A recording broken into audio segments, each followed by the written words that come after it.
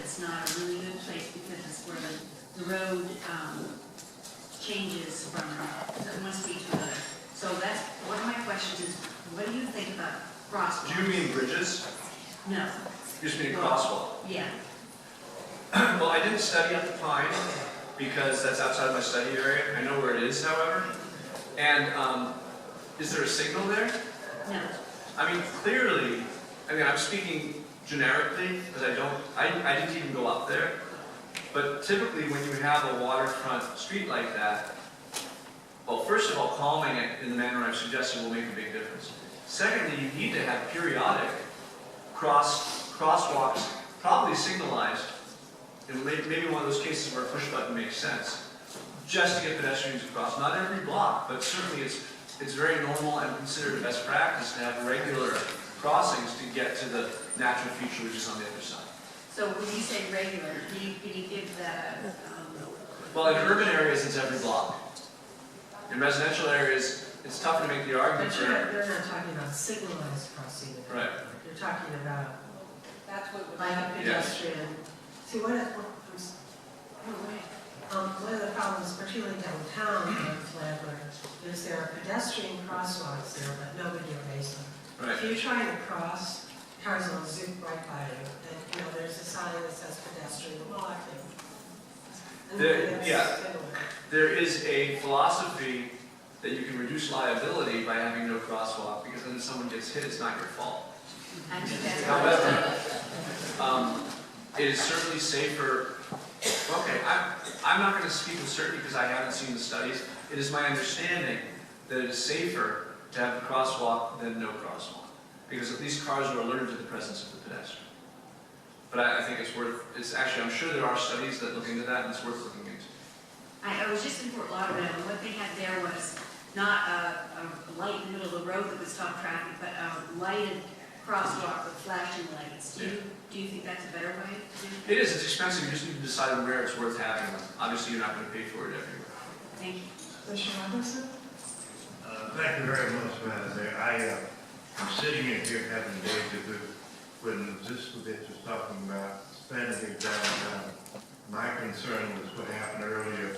We stopped at the FBC railroad track, and then we've gone across. And he recommended opening a division down to Banyan that would give that corridor a transit area. Then you come and said something that it's interesting the neighbors are talking about. Opening up 7th Street across to the waterway, because otherwise an entire corridor from 3rd Street to 15th Street is landlocked. With only 2 areas to actually get downtown. So at 7th Street would give an east-west accessibility from really almost the water to the water, and division would bring it all the way down to division, down to Banyan. And, that is something to think about. You're going to have people walking rather than trying to hitch a ride with a jitney or something.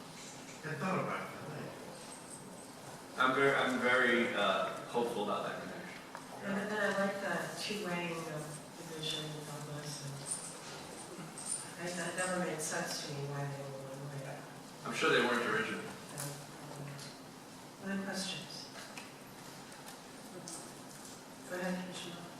I thought it was real exciting when you talked about taking 7th Street and bringing it through, because that is an historic street. We're doing a lot at 7th and Canada. And I think that's a real nice, entrance to the city. So it's a good connection. Good. Commissioner Jacob? I know that some of you in the audience may have questions, and this is a workshop. So if I'm going to just ask you to line up at the podium. I'm not going to do cards. Do I have to do cards? Can I just stand up? Is that okay? No. If you want to ask a question, line up at this podium, and we'll take whatever questions we can in the next 10 minutes. Anybody have a question? Come on. Yeah. Lisa, come on up. Start by saying your name. Well, I'm Lisa Conley, I'm a resident of downtown, a little bit north of Palm Beach Boulevard at the Slade. and it's on fiber. And I was just interested about the width, the time you spent about the width of the streets, the 10 feet versus the 12 feet.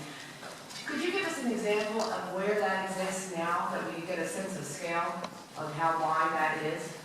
I believe Worth Avenue is 2 10-foot lanes and 2 7-foot parking lanes. And I'm proposing mostly 10-foot and 8. But interestingly, Clematis and Rosemary, those lanes are a little bit wider. They function because they're such great streets for other reasons. But when you have a street which has, you know, less interest along it, less interruptions, and particularly multiple lanes, then the wider lane experience really kicks in terms of encouraging you to go faster. I mean, 10-foot streets used to be the absolute standard. So you'll find them all over. The one that I know because I've shared it elsewhere, and I pasted it recently, is Worth Avenue. But bear in mind, Worth Avenue is 2 one-way lanes. And by the way, Worth Avenue is one of those great exceptions to the rule. There's about 5 of them, of one-way streets that are great for retail, right? But I think Worth Avenue would be much more effective as a 2-way street. That was my other question. Yeah. One other question I would have, so most of the areas that you proposed in your study were 10-foot and 7-foot, correct? Mostly 10 and 8.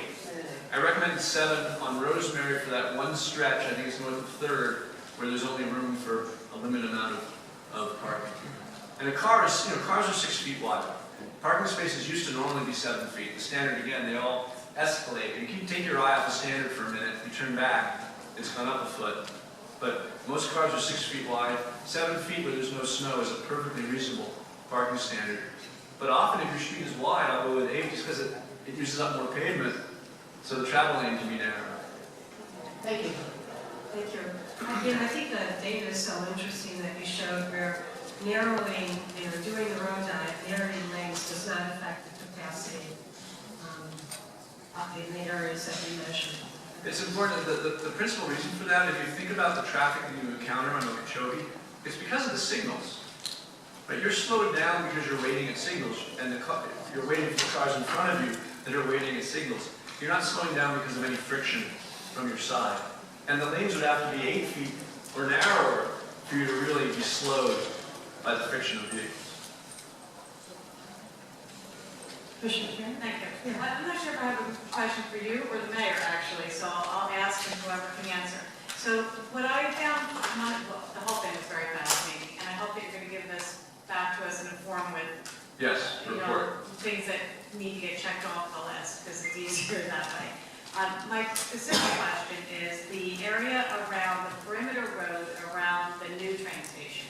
That's going to Frontage road. Right, that frontage road. So I suspect that that's a city road, correct? Well, once it doesn't exist yet. Once it exists, I suspect it would be a city road. Yes. So the city has the opportunity to make the suggestions and the changes, and as long as we do what is in our purview and what our standards are, yes, I appreciate you going back to that, then we can make that happen pretty easily. I would think so, yeah. I'm imagining it's a city street. But as often happens, they're often, the private landowner is often deeply involved in the design. So what I'm suggesting there, shall compare the two. Yeah, that was a The good difference, slide. the difference between these two plans in terms of streets, I hope is clear. Just simple, 34 to 36 foot wide streets that you can park on both sides of, that look like streets. And if you need a drop off in front of the train station, then you just mark no parking along part of that parking lane, and that becomes the drop off area. But the idea that the curb has to keep wiggling in and out in response to spot needs is not an urban street solution. Thank you. I think I just want to say something about all of our team. We have been working very collaboratively with them, and I think our team and all of our team meet on a regular basis, and these are constant topics of discussion. Commissioner Muffin? When you were talking about bike lanes, you talked about having a buffer for them, curbing. Yes, there are all sorts of solutions. I mean, if it's a really dangerous street like Okeechobee, I recommend basically a high curb, like a small Jersey barrier. Okay. Maybe, 18 inches or something. If a car hits it at a glancing blow, it'll bounce off. For areas like, for streets that are a little bit slower speed, like for example Rosemary, you could put just striping in the pavement and then these vertical detachable posts that are the standard for these. Or you can put in, for example, parking lot wheel stops. You know those things that sit in parking lots that just keep you from rolling out of your spot at the front? Something like that. So the less speed of the road, the less emphatic and expensive the infrastructure is. Did your plan show where we need them and where we don't?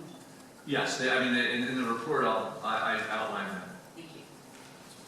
We expect to get Mr. Speck's report in a month or so, at which point we will have a group of people come together, a cross-disciplinary group of people, to lay out some plans for implementation, picking which should come first and how we can address what. But we'll have a group, a team of our people and DDA people to work on this to move forward. Thank you so much. This has been Thank you all. really terrific.